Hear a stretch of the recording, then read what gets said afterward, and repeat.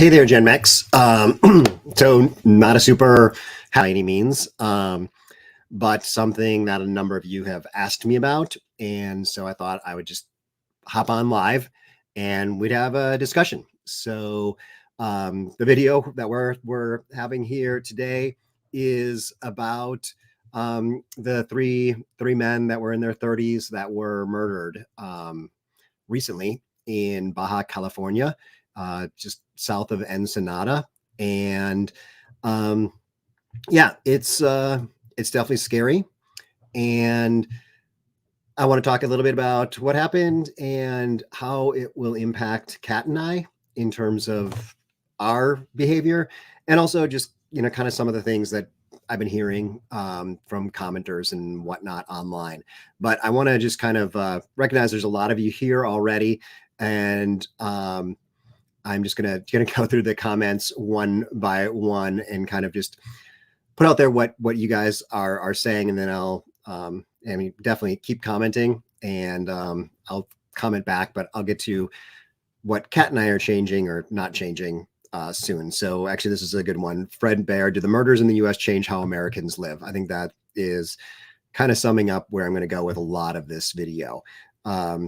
Yeah, I would say if there's murders in your neighborhood, it might change how you live. If there's murders of people, similar to you doing the things that you do, might change, but I'm going to draw some distinctions there. Yep. So we've got, yeah, sadly, it was even worse there. They found there were actually 4 people that were found together in the same grave in a well. So yeah, this spot, maybe this area or these guys, this is probably not their first murder.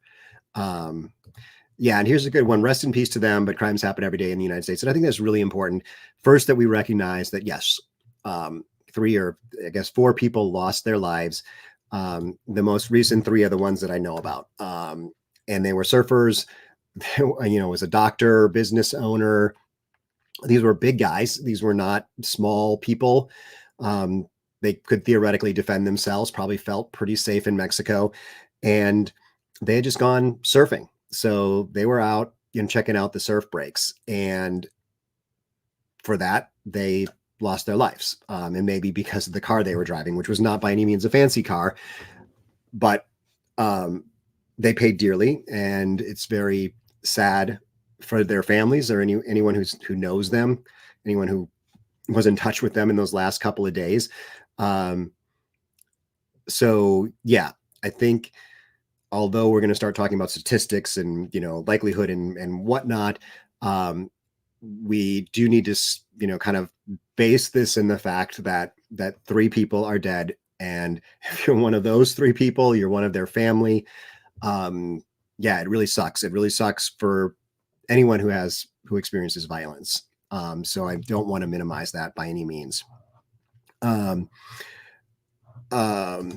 So here happens every day here, but it's unusual anyone was caught there. There's way more manpower and money to resolve and solve crimes in the U.S. Does it matter to these men now? Sadly, no. That's this is a great point too. Is yeah, the majority of disappearances in Mexico go unsolved. Yeah, they don't have the manpower. They don't have the ability.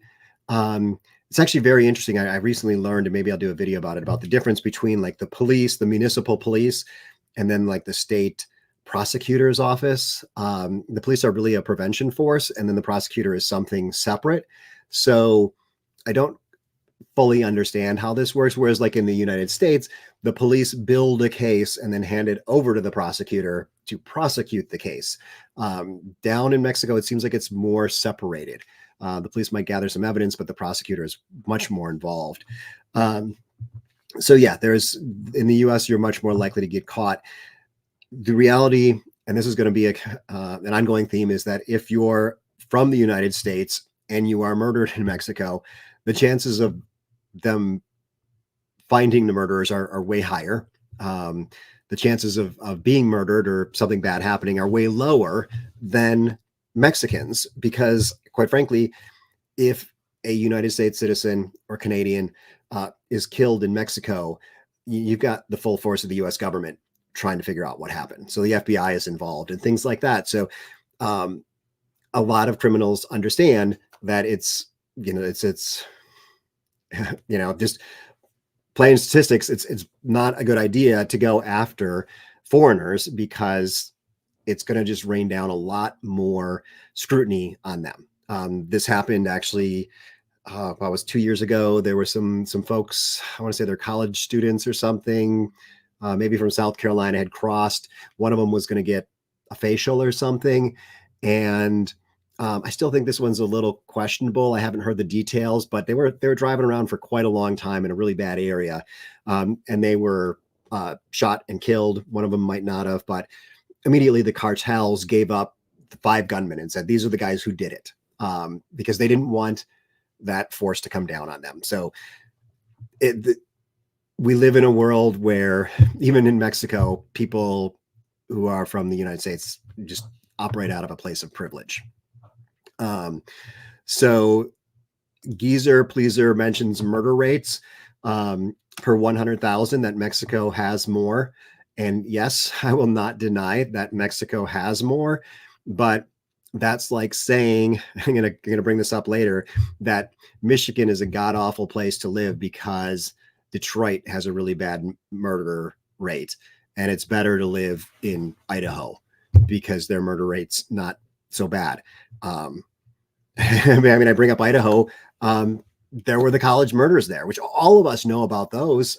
It doesn't happen very often that someone goes in and slays 4 college students, but it happens in the US. Idaho would be a really nice place to live if you were just basing life on statistics. But if you're one of those 4 college students or their friends or their family, that's when statistics break down some. But yes, overall, Mexico is, statistically not as safe as the United States. And then you go into, how many people have been killed in school shootings in Mexico versus the United States. Well, we know the way that those numbers are going to work.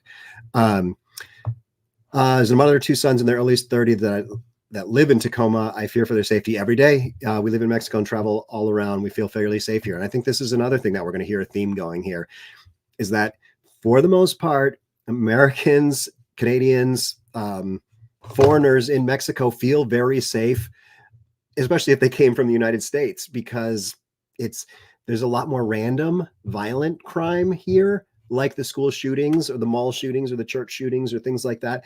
They're not super, doesn't happen really often, although it's happening, mass shootings are happening every day, multiple per day.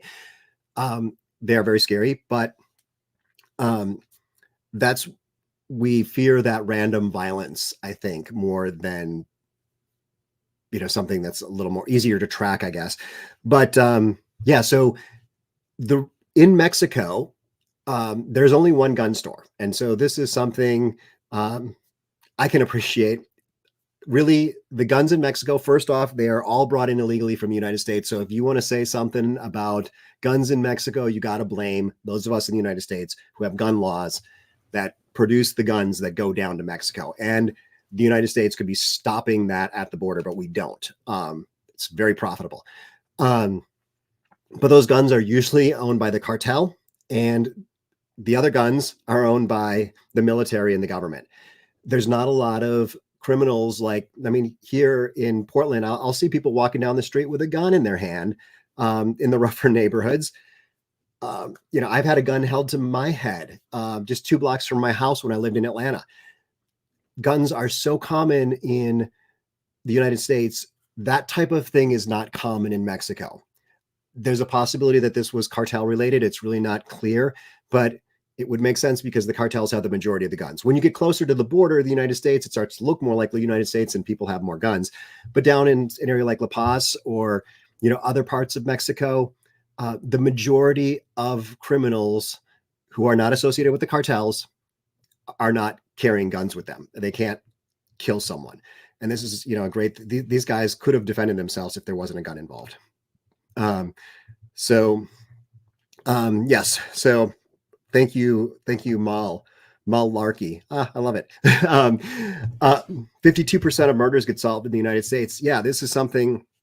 It's really easy to solve a murder if it's, um, you know, people that know each other. But once you start to get into random stuff, it's.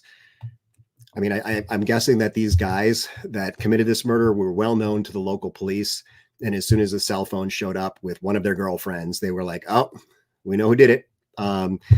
And they were able to really bring in some suspects very quickly, but of course they did use some technology, which was nice. I don't know if the U.S. was involved in all that, but as I understand, one of the murderers gave one of the cell phones to his girlfriend, and she used it, and they caught her, and then she they used her boyfriend's phone to catch him. So technology. When the murder rate is more than 4 times higher for a country as a whole, that's a long way from trivial. That's an enormous statistical difference. I'm guessing, Geezer Pleaser, that you do not live in Mexico. Or if you do live in Mexico, you live in one of the very dangerous areas. I would guess that the rate of murders in downtown Chicago is 100 times more than the rate of murder, I don't know, a few miles up in Milwaukee. No, not in Milwaukee. Let's go to the suburbs of Chicago. Yes, I am saying, yes, Mexico overall is a more dangerous country. However, you can do a lot to avoid a lot of that danger. And we're going to go over those things. A lot of it is being in the right place at the right time. It is not 100%, just like it's not in the United States. Like, yeah, you can avoid bad neighborhoods in the United States, but and I lived in a rougher neighborhood when I had the guns held to my head, but it happened. Same thing actually happened worse. About a week later, probably the same people, a few miles north in a very nice neighborhood. Similar thing. And actually someone was shot and killed in that. And that was in Atlanta. So once again, statistics, if you look at it's probably county by county. If you were to get down, or municipality by municipality, there's probably huge differences. Yes, this needs to be put into perspective. Thank you. Yes, that is, I fully agree. Yeah, Oakland, California is a good example of a place that's kind of rough. Here's someone that's agreeing with Geezer Pleaser. Yeah, actually, here's areas in Mexico are different, just like the U.S. It is so true. Majority of people killed in Mexico are not tourists or expats. Exactly 25 million people, I think, are visiting Mexico, foreigners visiting Mexico every year. The number of them that are involved in anything is much smaller than that.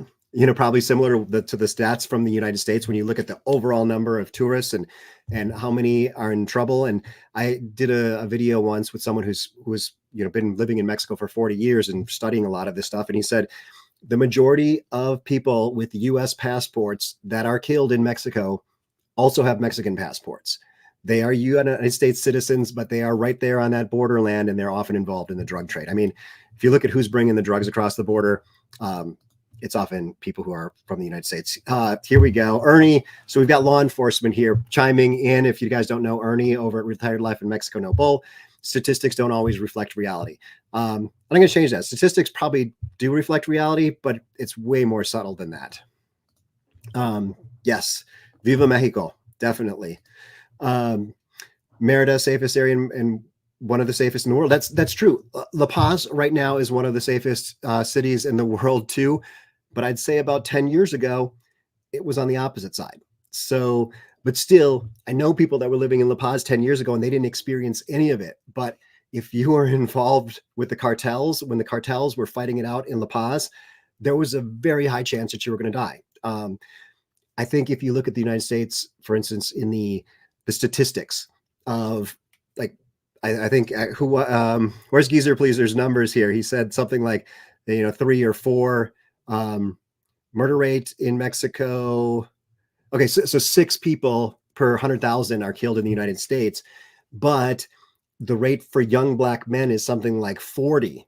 And so when you take that 40 out of the 6, then the statistics, maybe this was what Ernie was talking about, was Okay, so for a white male who's in his 50s, then the six is the average when you take in the 38s and the people who are dying at a much higher rate.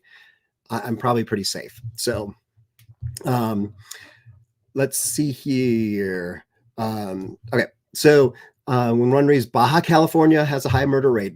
This is true. I love this, David. I think David lives in Baja California Sur, and so there's Baja California Peninsula is made up of two states, Baja California and Baja California Sur. Some people refer to it as Baja California Norte, but the official name is Baja California. Once you cross about halfway down Guerrero Negro, that is when you've crossed into Baja California Sur. I would say probably my guess, and Ernie could correct me on this, on the border states, I would guess that all the border states are probably some of the least safe places in Mexico. But once you get a little bit away from the border, in this case, one state down, you go from one of the least safe to one of the most safe.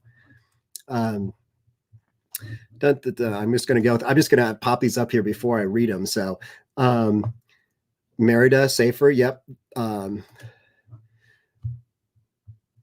here, yeah, actually, yeah, Guanajuato is an area that I want to visit. And I was a little bit nervous. I was like, but I met someone from there and I was like, oh, is it really, really dangerous there? And they're like, no, it's not dangerous at all.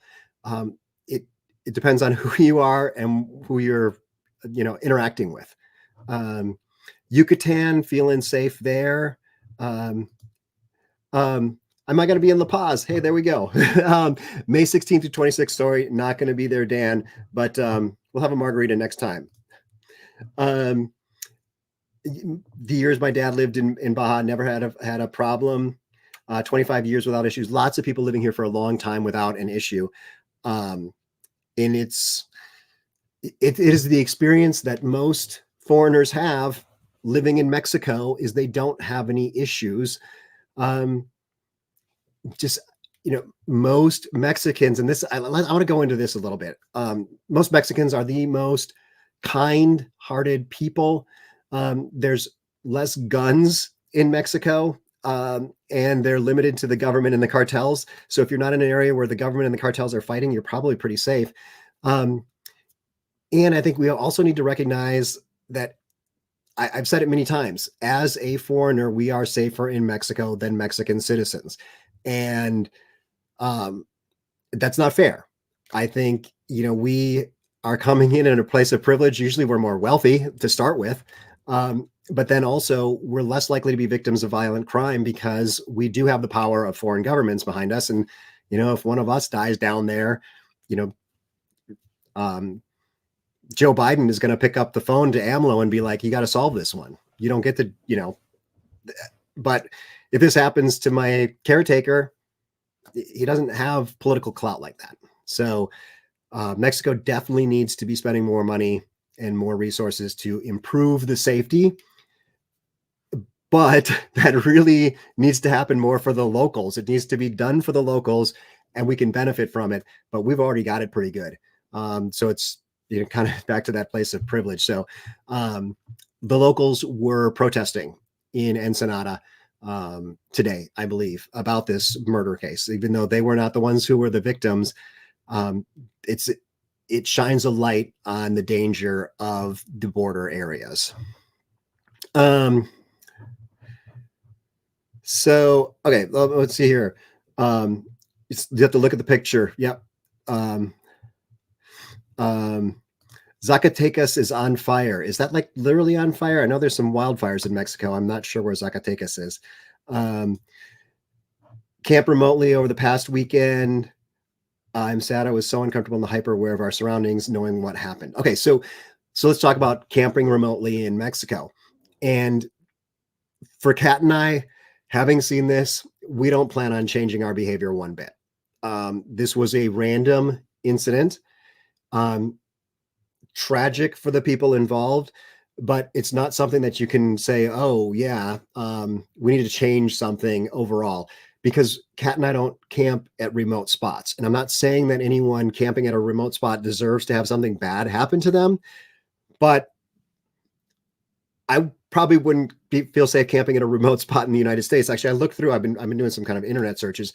and I saw the number of people in the United States killed in remote camping locations is huge. I mean, well, not huge, but we hear about it in the news a lot. If it does happen, someone's killed in a national park, someone's killed on the Appalachian Trail, we hear about it. And it's scary. It's scary to sleep in a tent and be that vulnerable. Um, you know, yeah.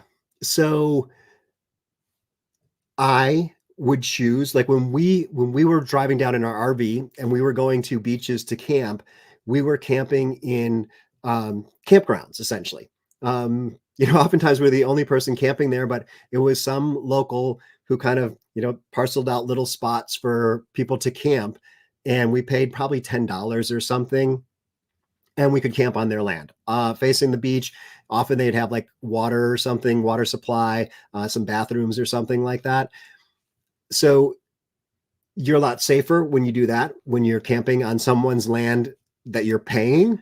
And that is, there's, I think it rated on Google and things like that as to how great the campground was, or whatnot. So they're there protecting you. I think people are just staying away from that.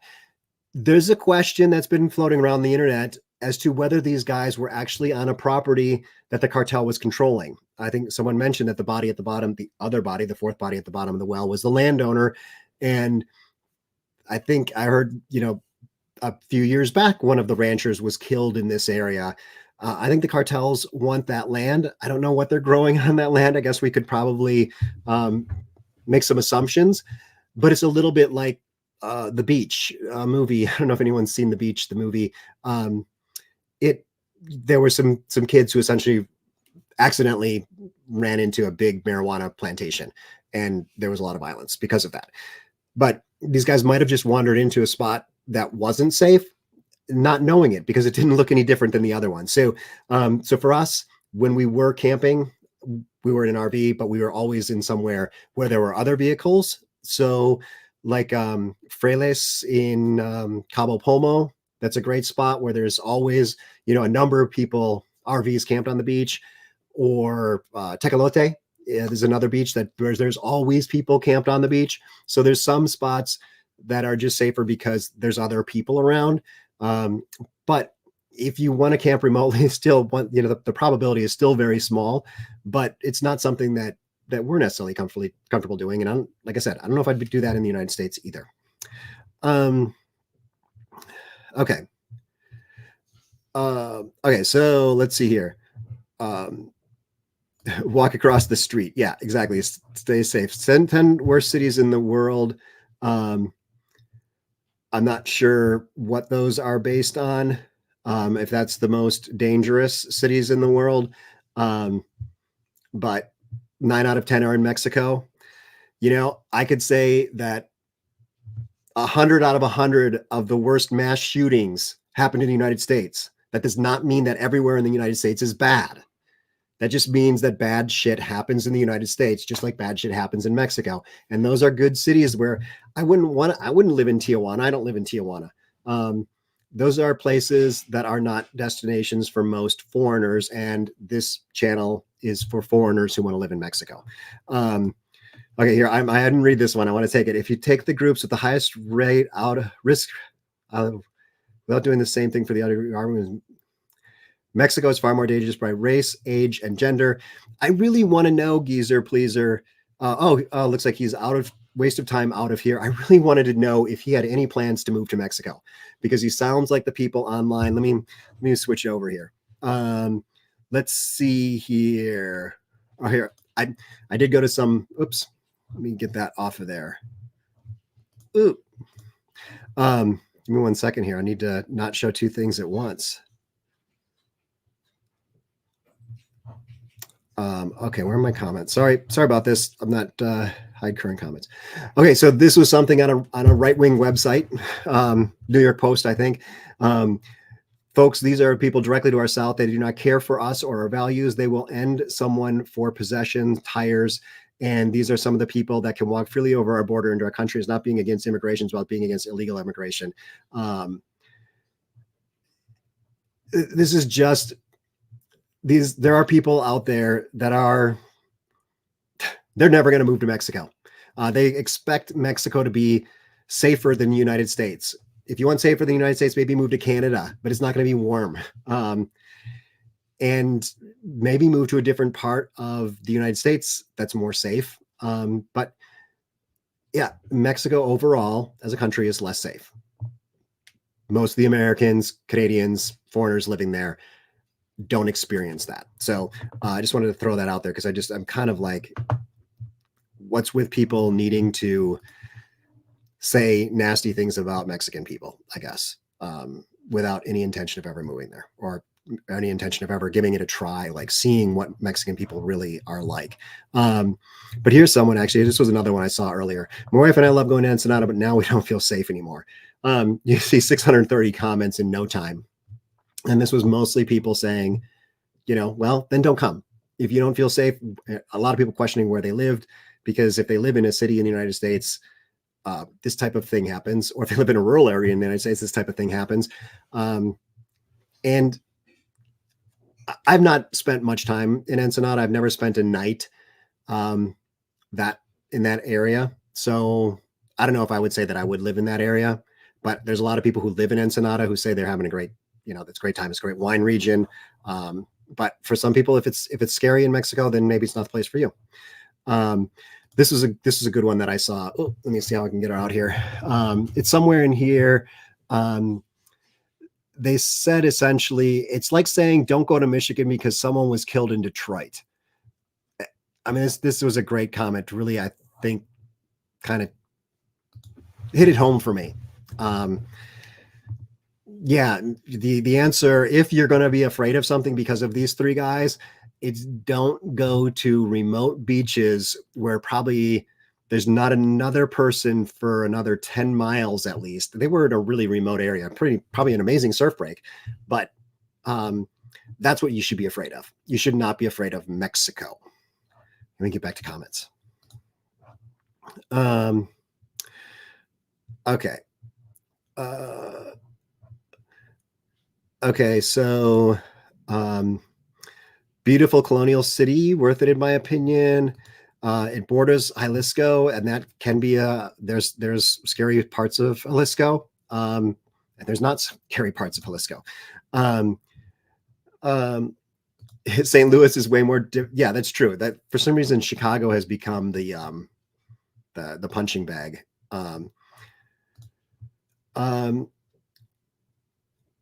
Yeah, so this is. I'd love to hear David talk more about this because there are some areas that are incredibly safe areas to go and camp in the United States, and then all of a sudden some random guy will go and kill people there.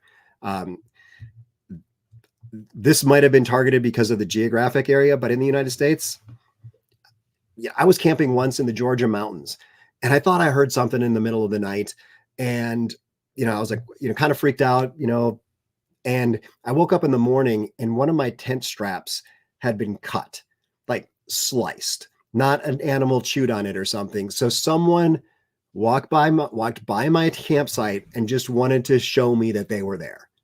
And that's pretty scary. So, and that's rural Georgia. I mean, maybe there's something to be said for that. Mexico used to be safe. Let's see.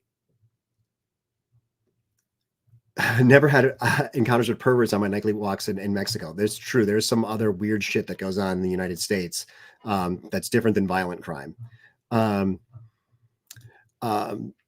There we go. This is, as a La Paz resident, I've never felt safer here versus blank. Yes, probably true. Blank is anywhere in the United States. That is actually Matthew. Did an interview with him recently. You'll find that one on the channel.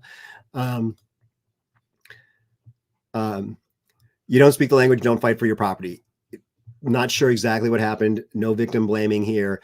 But it seems possible that they did fight for their property, that someone wanted to steal their truck. They wanted the tires is what it sounds like. But if you're out in a remote area in Mexico, someone had drawn them a map. Someone who had been to this area many times. These three guys had never been here, and so they were using a map that was drawn on a paper napkin. And they were in the middle of nowhere. And it's probably pretty scary to think you're in the middle of nowhere and someone's going to steal your vehicle.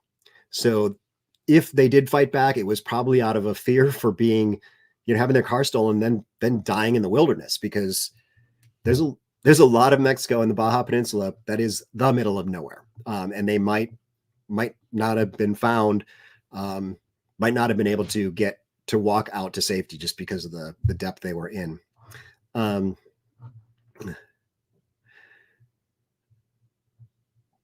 Yeah, and this is a great point. If you're not into the cartels, the corruption, if you're just there to play pickleball and enjoy life and not get involved in anything, not get involved with drugs, not get involved with, if you're going to get some marijuana or something, find a nice local dealer. Most people will not tell you who their local dealer is. And then, smoke your marijuana, and marijuana is hopefully getting legalized in Mexico soon, across the board. But don't try to purchase large quantities of drugs. Don't try to sell drugs. Don't try to get into any of that, because it's just really, really a bad idea. Stay clean, stay out of the bad areas, and you're most likely not going to have problems. And stay out of the areas that are remote. Like I said, these guys, there were probably a lot of people that camped there before, that have had no problems, but these guys was unlucky. Don't need the USA. My ex was warned against Mexico. I took him to my place, nice house there. He loved it. This is the other thing, is that there's so much bad publicity about things happening in Mexico. And let's go back to those numbers. In Mexico, God, I want to say, I'm just going to guess 40 people from the United States die every year in Mexico, or are killed every year in Mexico. One of them a couple of years ago, a college student in Cabo, her friends killed her. So it was nothing to do with the Mexicans. There's probably some of that happens. And I know there's some suicides that happen when people are down in Mexico. And a lot of those people who are involved in crime but have a U.S. passport, that's the majority of that number. But that's when something bad happens to really good people, like 30-year-old guys, and it makes the news internationally, it's probably because it's not very common. This goes back to the old adage that if you see, dog bites man, that's not a newspaper headline. Man bites dog, we all hear about it, because things that are unusual are newsworthy. We don't hear anything about Mexicans, or very seldom hear anything about Mexicans who are murdered in the United States. And I can guarantee that is happening at a much higher level than people from the United States getting murdered in Mexico. It's just looking at the socioeconomics of who goes to Mexico versus who comes to the United States, and the, in Mexico, if something bad happens to someone from the United States, we go run into the embassy, we go run into the police. We're all over the place trying to report it. If you're Mexican and maybe you're undocumented in the United States, or maybe you have undocumented friends, they don't go to the police. That's part of the problem with our immigration debate here, is crimes go underreported in these communities because they don't feel safe going to the police in the United States, because bad things happen with the police. So getting off my soapbox. Okay. So, but yeah, having people come, when people come and visit, I had another family, their kids were afraid. They came to visit and they're like, oh my God, we love this place. And one of them, their son started playing pickleball and it was super exciting. And he was like, this is great. So many people make judgments about Mexico without ever going, or with only going to the resorts and not really seeing and living and experiencing Mexico. We need to be aware of our surroundings when in a foreign country. Yeah. And yeah, if you don't know if you're in a safe area, yeah, Yeah, like one in La Paz. Now I know the areas that are safe. I don't know the areas that are unsafe, but I wouldn't be going to those areas because I always stick to the ones that I know. Um, Ron Hoff. So yeah, Talk Baja is a Facebook group.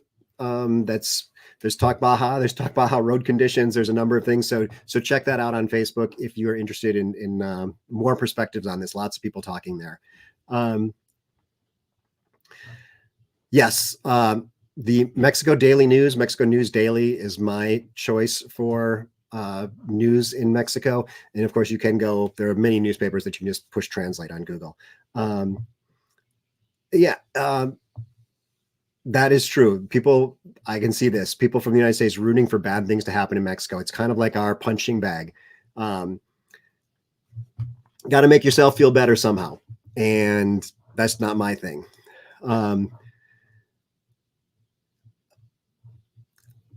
Okay, cool. So Bob here, dual citizen, and I guess I should make sure clarity on my statement earlier that I mentioned that some people who are criminals along the border have dual citizenship. Dual citizenship does not imply that you are somehow involved in criminal activity by any means. I know a lot of people with dual citizenship and they're great people, but I just think a lot of people don't know that a lot of the criminals carry both passports because it's very easy to operate in those border regions with those credentials. It makes you a much more effective criminal, I guess. But you also get listed as an American that got killed. So very cool. Thank you, Bob. Okay, someone talking about the south side of Chicago. And it's true. Yeah. I mean, when I lived in Atlanta, I lived in a really pretty crappy neighborhood. I was held up at gunpoint, and my car was broken into. And there are police helicopters every night of the week, but that's the worst thing that happened to me. I didn't get killed, and people were getting killed in nicer neighborhoods too. Yeah, overall, people who are from the U.S. moving to Mexico feel safer in Mexico because that's been their experience. That's talk to people who live in Mexico, talk to people who have lived in Mexico and moved up here recently, and you'll get a good idea. And this gets back to that unfairness of us being treated better than local Mexicans, people who are from the United States who carry a U.S. passport or on any other foreign passport probably. It is not fair. And Mexicans experience more crime. So if a Mexican person moves from Mexico to the United States, they won't have the same experience that you will have when you go across the border. I mean, it is a recognition of our privilege, and I think something should be done about it. But and also often people coming from Mexico and trying to get to the United States, they're trying to leave an area that is unsafe. They're trying to flee an area. So their experience is going to be different than another gringo who went to Mexico and lived for a number of years. And it's like, hey, I'm not affected by the crime. So just think about that stuff. Worry about me living in Portland. Yeah. I mean, I live in Portland. Portland, this is a great example, actually. Portland during the protests, and I'm forgetting his name, in Minneapolis. I'm sorry, George Floyd. The national news just covered Portland, and it looked like it was on fire. People were calling me, asking me if I'm okay and whatnot. All of that stuff that was on the news was limited to 3 spots in town. About a 3-block area downtown, there were 2 police stations that were about a 2 or 3 block area.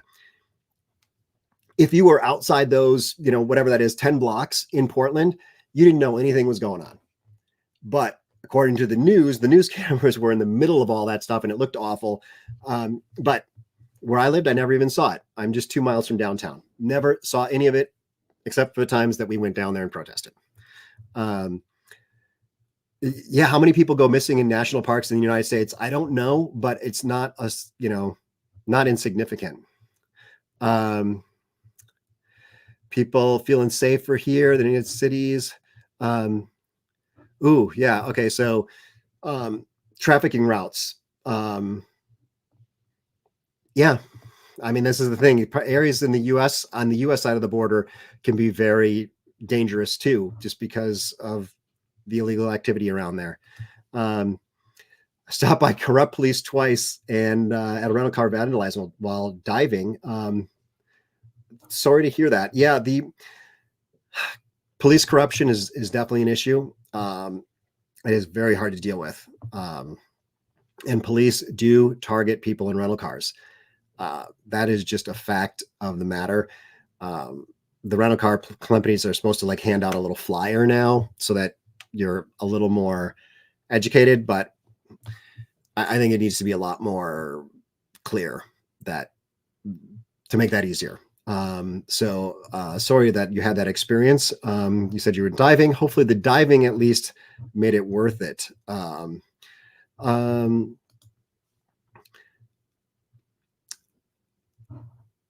yeah, are the people the right people?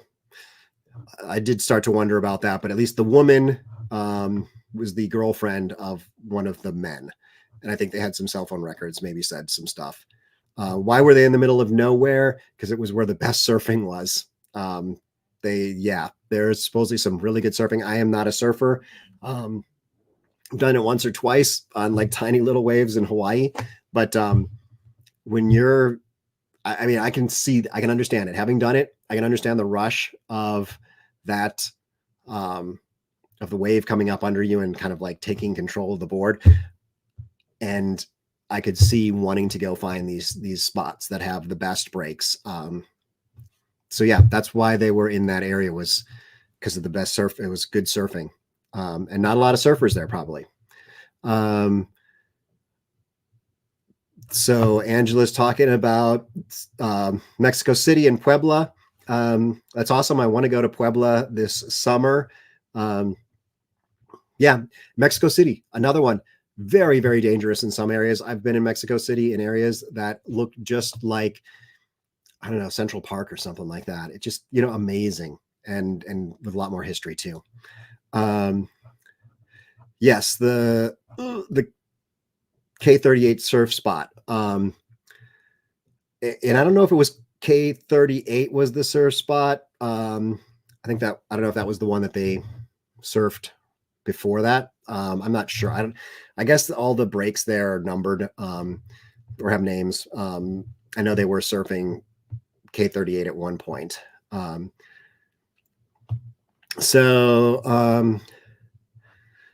Other folks saying that they've never felt safe. I'm just going to go through. Yeah, actually, this is good. So let's, once again, recognize that people did die. They were in the wrong place at the wrong time. That's really what it comes down to. And someone had a gun. That's the other thing. I won't go on to that. Okay, yeah. David said 35 is usually the number of U.S. citizens that are killed in Mexico.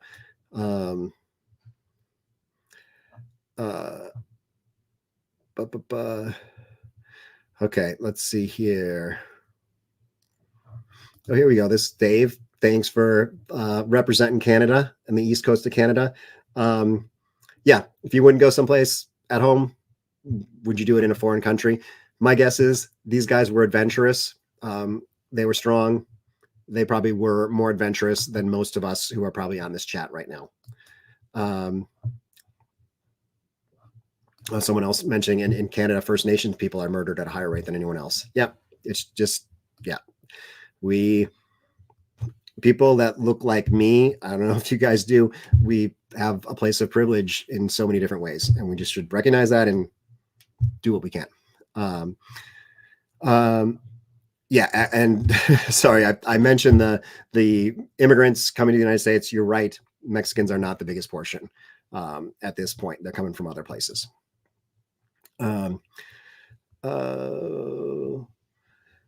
I'm sorry, I'm going to scroll through these a little faster.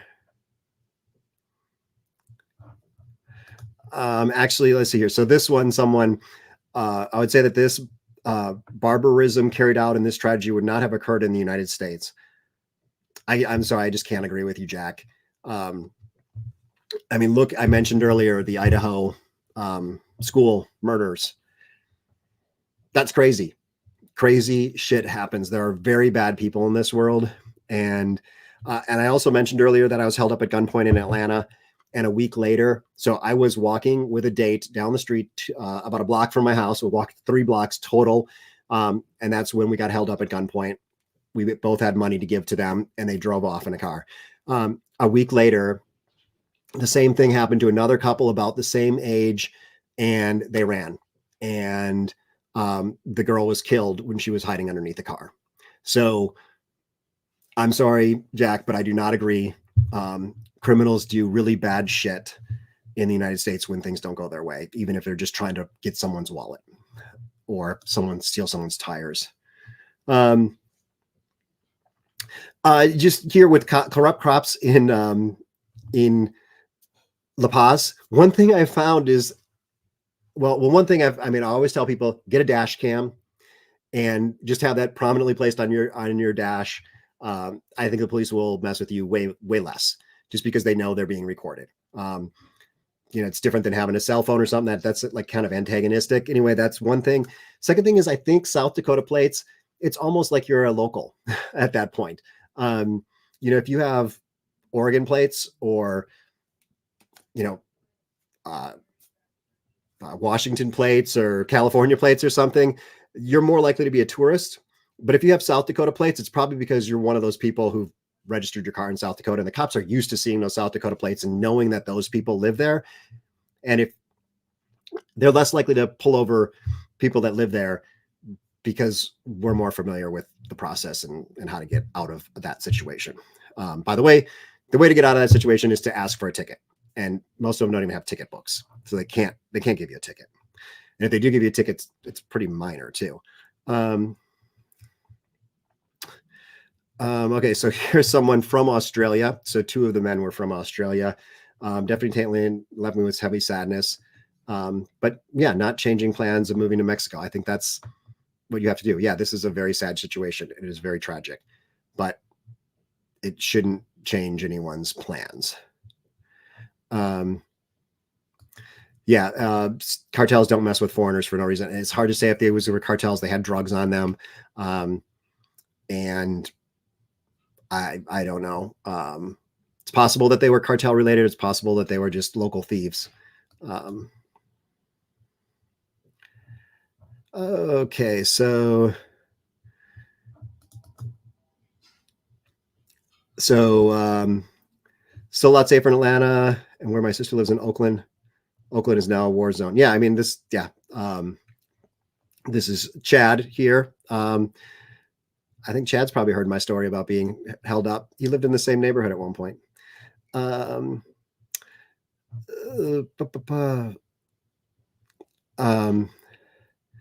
Okay, I'm going through. Yeah, even Nova Scotia has bad shit happen. Okay, so here's one. Okay, do I think that this has anything to do with Mexicans not wanting us in Mexico? And I do not think this has anything to do with this. These were a couple of opportunistic criminals who've probably done this before, because the place where they dumped the bodies already had a body in it. So I think anyone driving that truck camped in that spot would have met the same fate, because they wanted to, theoretically, this is what they're saying, is they wanted to steal the tires off the truck because they had the same model of truck or something like that, or they wanted to sell them. It was something that was valuable.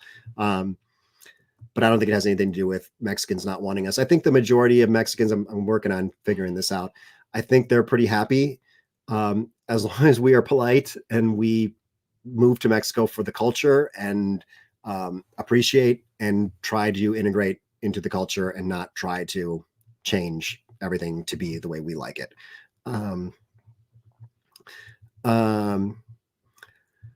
Okay, so yeah, lots of people talking. Cartels don't mess with tourists. They don't want to spend their time in American prisons. So true.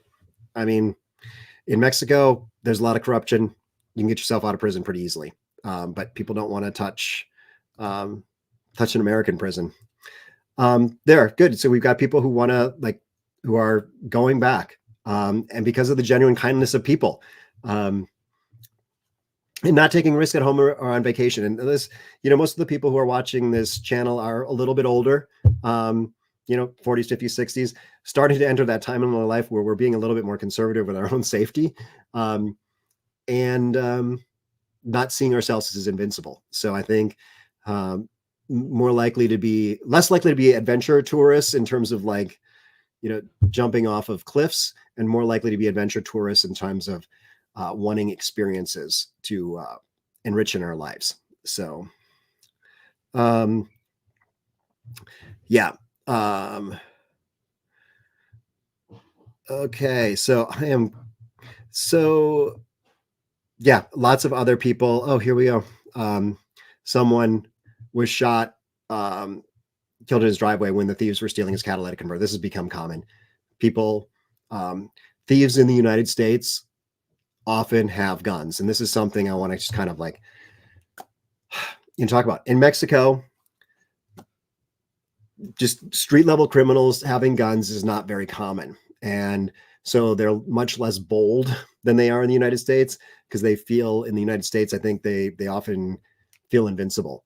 But when you don't have a gun, you can't go up to three very athletic men and try to mess with them. That wouldn't have happened. It happened because those people had a gun, and the gun probably came from the United States, because statistically, most guns used in crimes in Mexico came from the United States, whether or not it was through Fast or Furious or not, but most of them are just illegally trafficked into Mexico. We need to solve that. We need to be good to our neighbors and help solve that problem. And if I ever figure out exactly how, I will tell you guys. But I think, I do want to wrap up our hour here together. And oh yeah, oh boy, here's this. People now are getting shot for turning into the wrong driveway. There was a cheerleader who stepped who opened the door of the wrong car because she thought it was her friend's car. A pizza delivery person, pulled into the wrong driveway and was delivering the pizza to the next door neighbor. Someone was picking up his brother and knocked on the wrong door, got shot through the door. So any of those of you who are telling me that Mexico is violent, yes, and the United States is violent too. And I can have a lot more fun in Mexico. I can have a lot more enjoyment. So there are bad people in Mexico. There are bad people in the United States. And